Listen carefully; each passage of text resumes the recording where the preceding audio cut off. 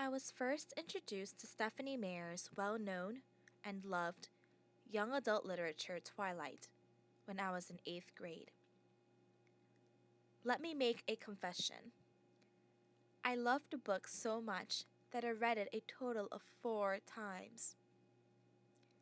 Is the book that good, you may ask?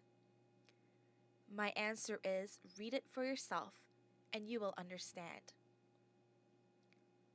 Twilight embodies so many different genres in one. Not only are there supernatural characters like vampires and werewolves, but the plot is action-packed with an overflow of romance. If you are a fan of vampires or werewolves, then this is a must-read. However, even if you are not, I guarantee that you will become one. Be prepared. Once you start to read Twilight, you will never be able to swim out of Meyer's magical world. Stephenie Meyer's Twilight, which has also been made into a film, is the first book of the widely loved Twilight series. It is about Bella Swan, an ordinary teenage girl who moves to Fork, Washington to live with her father, Charlie.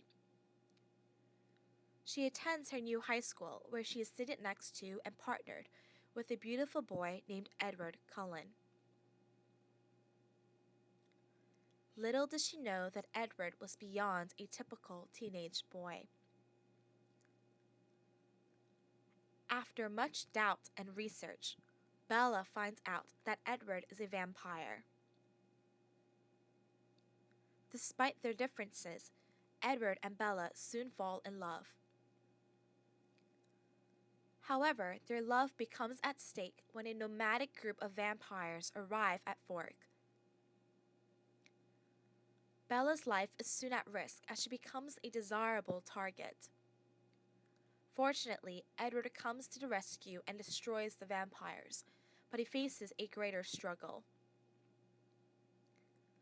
Bella wants to become a vampire herself, and Edward must now choose between his desire to spend his eternity with his love or spare his love from the pain and struggle that come with immortality.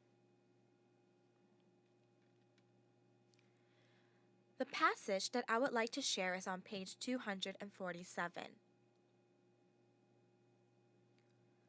And so the lion fell in love with the lamb, he murmured.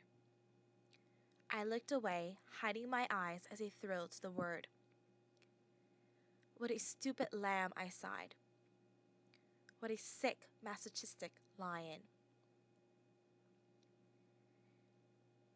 The target audience of this text is from grades 9 to 12. The reading level is 720L.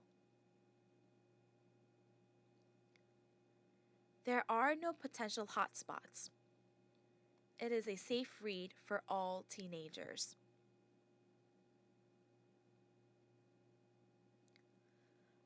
I would not use and teach Twilight in the classroom despite the wonderful plot and the fantastic characters, because I do not see how it can be viewed and taught in an academic setting. However, it is a highly recommended text for independent reading.